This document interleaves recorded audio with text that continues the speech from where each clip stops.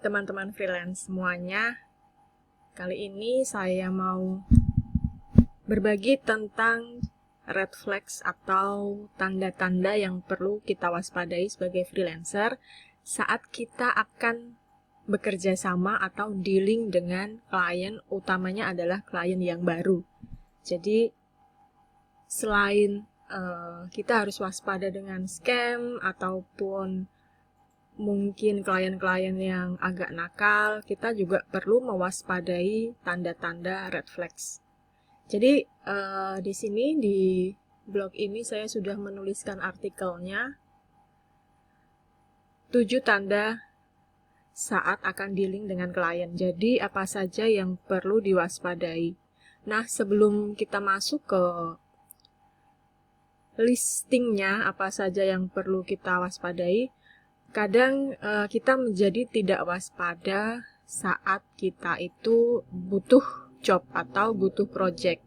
Jadi mungkin sudah beberapa lama tidak ada job atau income yang semakin menipis bisa menjadikan kita agak gelap mata atau keburu untuk menerima project tanpa menyaring informasi lebih dahulu secara lebih logis.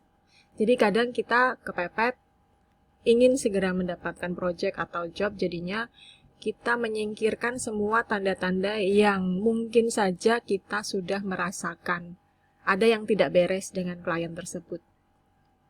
Nah, jadi kalau bisa memang sebagai freelance kita ada beberapa sumber income, jadi tidak hanya dari satu, sehingga misalnya yang income yang satu misalnya sedang sepi kontrak atau sepi job, kita masih bisa mendapatkan income dari pendapatan atau penghasilan yang lain.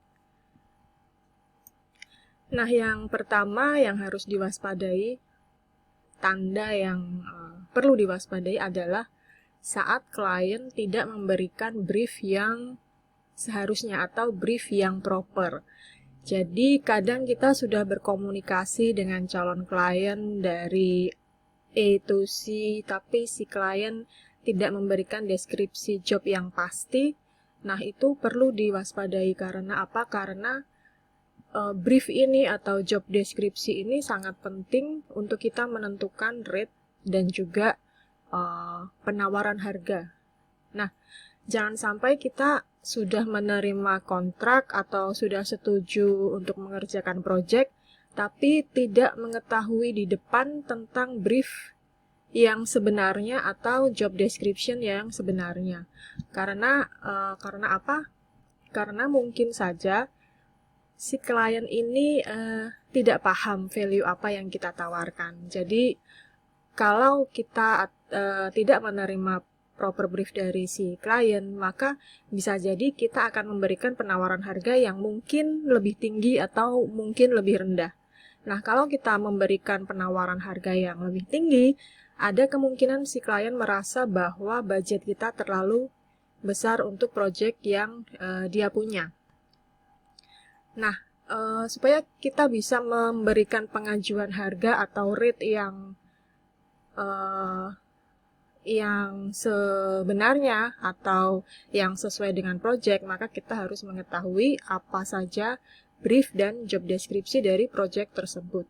Nah, ini kadang-kadang memang ada klien yang dia tidak memberikan semua informasi di awal. Jadi harap hati-hati kalau bertemu dengan klien seperti ini, karena tanpa kita mengetahui brief atau job description project yang pasti, mungkin kita akan kesulitan mengetahui ekspektasi si klien ini sebenarnya apa. Nah, ada kemungkinan karena kita tidak mengetahui ekspektasi klien sebenarnya, project yang sudah kita kerjakan, resultnya mungkin kita akan selalu diminta melakukan revisi, dan kadang yang membuat freelance itu jengkel adalah revisi yang tidak ada kepastian kapan akan berakhir. job deskripsi di awal adalah agar kita mengetahui ekspektasi si klien dan juga agar kita bisa menyamakan persepsi. Jadi ekspektasi si klien bisa kita terjemahkan di dalam result atau di dalam proses mengerjakan proyek pekerjaan. Jadi misalkan nanti ada revisi, pasti adalah revisi yang memang perlu dibutuhkan, bukan revisi yang terus-menerus yang akhirnya membuat kita bisa saja frustasi karena sudah banyak revisi, tapi saat kita mau meminta pembayaran atau submit payment ternyata belum bisa disetujui oleh klien gara-gara si klien menganggap revisi kita belum sesuai dengan yang dia inginkan. Nah, itu yang perlu diwaspadai. Jadi, cara mengatasinya, kita bisa membuat satu template tertentu. Jadi mungkin seperti formulir atau template yang bisa diisi oleh klien terkait brief dan ekspektasi klien. Jadi ini akan lebih memudahkan dua belah pihak, yaitu antara freelance dan si klien. Karena dengan mengisi formulir ini kita akan mengetahui apa saja brief secara garis besar, outline-nya, dan juga ekspektasi dari si klien ini apa saja. Ini akan sangat menghemat waktu, tapi pastikan setelah klien mengisi formulir dan template ini, ajak klien untuk online meeting atau telepon. Online meeting akan lebih baik untuk membahas brief dan isi dari formulir tersebut bersama dengan si klien. Nah, kalau misalnya si klien merasa berkeberatan, tidak mau untuk mungkin mengisi form atau untuk online meeting, kita perlu mewaspadai apakah dia memang tidak mempunyai job brief tertentu atau hanya sekedar mungkin coba-coba tanya harga untuk proyeknya saja. Jadi tidak ada keseriusan untuk meng-hire seorang freelancer. Red flags yang kedua atau tanda-tanda waspada yang kedua adalah deadline. Jadi kadang ada klien yang dia mencari freelance karena proyeknya sudah mendekati deadline atau sudah hampir mendekati deadline. Nah, pastinya klien yang punya proyek yang sudah mendekati deadline seperti ini kemungkinan besar akan merasa panik. Nah, rasa panik ini bisa menular juga ke freelancer. Jadi kalau misalnya kita bertemu dengan klien yang dia sudah ada project yang sudah sangat mepet atau sudah dekat dengan deadline, maka hati-hati. Karena apa? Karena ini akan sangat menguras tenaga dan mental. Karena kalau kita menerima proyek-proyek yang seperti ini secara terus-menerus, ini akan bisa menjadikan kita burnout dan stres. Jadi pilih proyek serta klien yang tidak keburu untuk mengerjakan satu proyek tertentu. Jadi pilih job yang deadline-nya itu masih normal dan di batas wajar. Karena apa? Karena kalau kita keburu, pekerjaan mungkin akan tidak maksimal hasilnya dan juga mungkin akan ada revisi-revisi yang pasti membutuhkan waktu dan juga turnout waktu yang cepat karena menyesuaikan dengan deadline-nya si klien. Nah, ini yang tidak bagus untuk kita.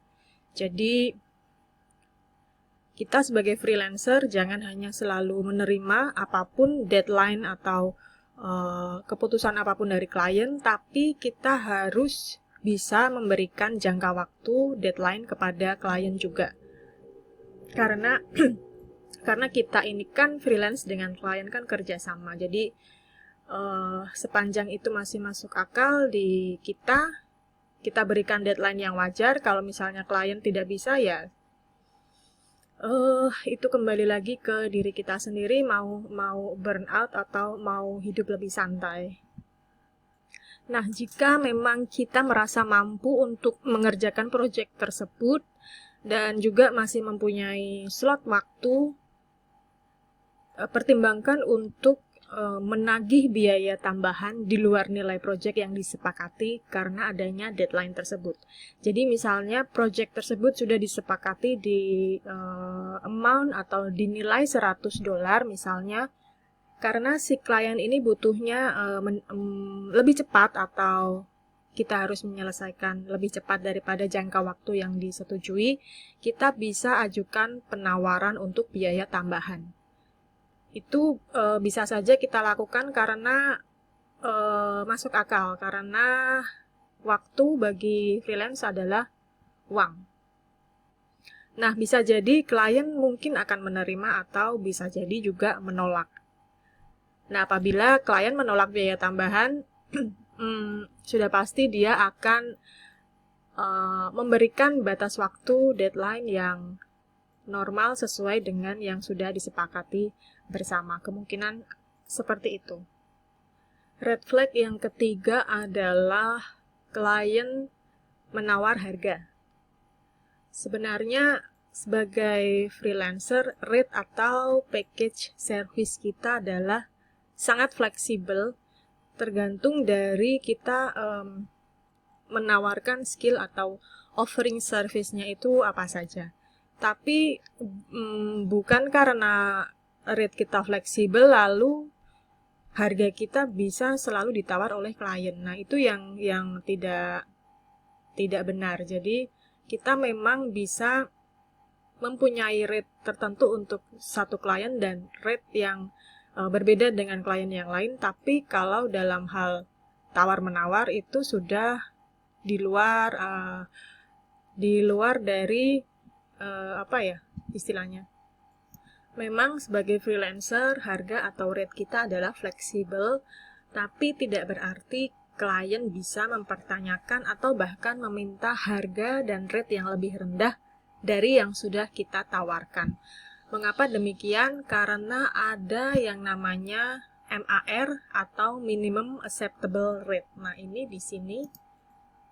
Nah, ini rate atau harga kita sebagai freelancer adalah berdasarkan expenses atau pengeluaran serta berapa hari kita ini mau bekerja freelance. Jadi ini hitungannya dalam 1 bulan, kemudian nanti ketemu MAR atau Minimum Acceptable Rate-nya. Nah, pengeluaran atau expenses biasanya terdiri dari beberapa hal ini, seperti misalnya biaya internet, kemudian kalau teman-teman mempunyai portfolio atau blog atau website itu pasti membayar biaya hosting serta domain. Kemudian mungkin teman-teman menggunakan software yang premium untuk membantu pekerjaan serta job di bidang freelance. Nah, ini ada juga harganya software cost. Kemudian mungkin ada butuh membeli office equipment mungkin seperti peralatan sehari-hari untuk kantor yang mungkin juga digunakan untuk bisnis freelance ini. Nah, ini juga penting, asuransi bisa masuk ke expenses atau biaya, karena sebagai freelance, klien tidak akan memberikan biaya atau memberikan dana asuransi atau bahkan dana pensiun. Jadi, asuransi serta dana pensiun harus kita alokasikan secara mandiri. Ada juga pajak, kemudian legal, accounting, kalau kita mungkin sewa tim accounting dari pihak lain dan kita harus membayar. Kemudian ada biaya certificate atau certification kalau teman-teman misalnya mau upgrade skill atau mau mendapatkan sertifikasi berkaitan dengan skill yang teman-teman punya. Nah, ini salary atau gaji juga masuk ke expenses. Kemudian working days ini adalah berapa lama atau berapa hari kita mau bekerja freelance dalam 1 tahun. Jadi misalnya dalam 1 tahun kalender ini kan totalnya ada 365 hari. Nah, ini misalnya ada weekend, kemudian ada tanggal merah atau hari libur, kemudian mungkin teman-teman ada mau liburan, kemudian mungkin ada sakit. Nah, ini dari 365 ini dikurangi dari berapa hari kita ada weekend, ada tanggal merah, kemudian libur, kemudian ada sakit. Nah, ini ketemunya misalnya kita bekerja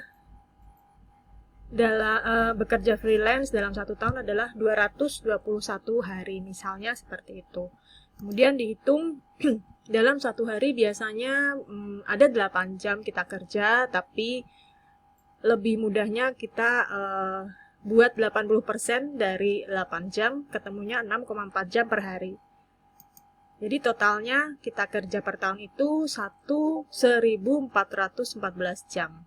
Nah, ini yang kemudian bisa kita hitung minimum acceptable rate-nya adalah dari expenses ditambah salary, kemudian ketemu cost of doing business-nya berapa, baru kemudian dibagi dengan berapa jam tadi kita bekerja dalam 1 tahun. Ini ketemunya adalah sekian, 106.000 per hour IDR, atau kalau dibagi kurs dolar sekitar 8-9 dolar per jam. Ini adalah minimum rate yang bisa kita tawarkan.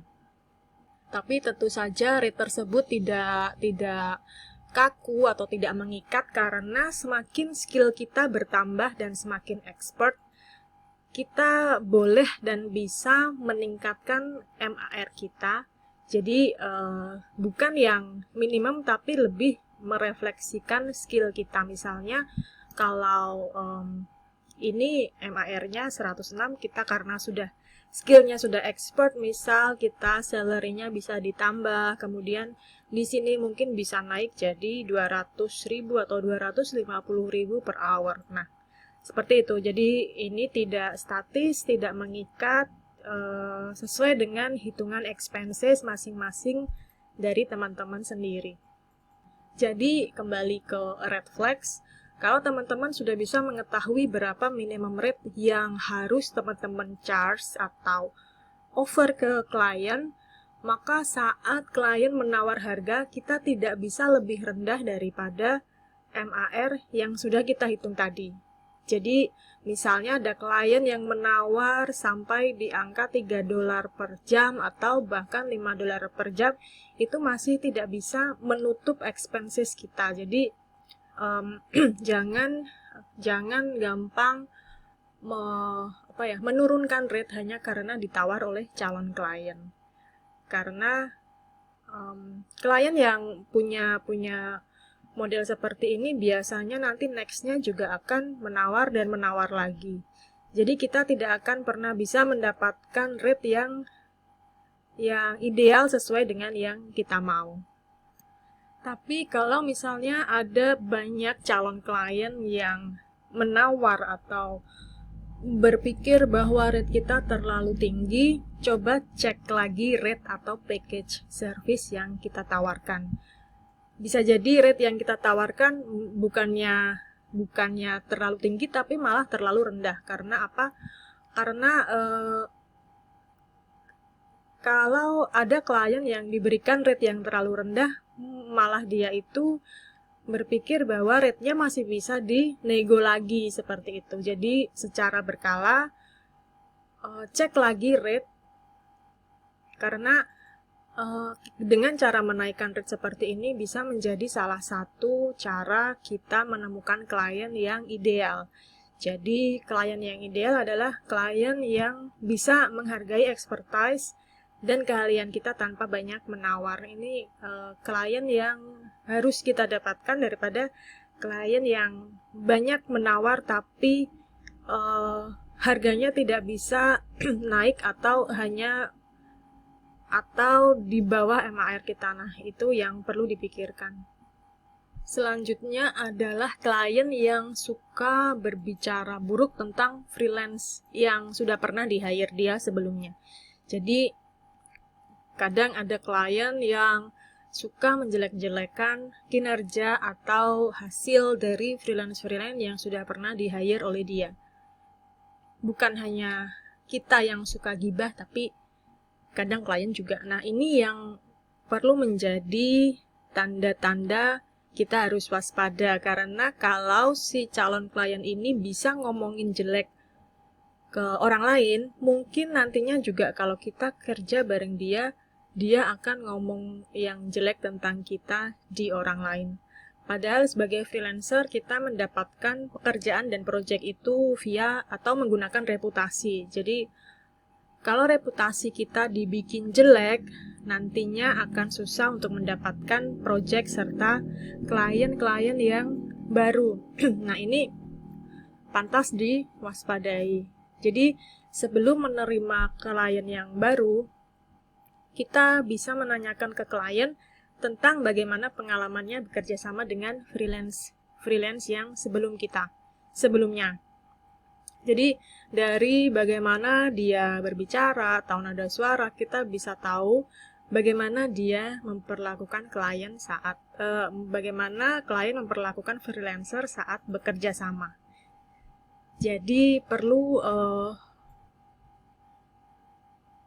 waspada karena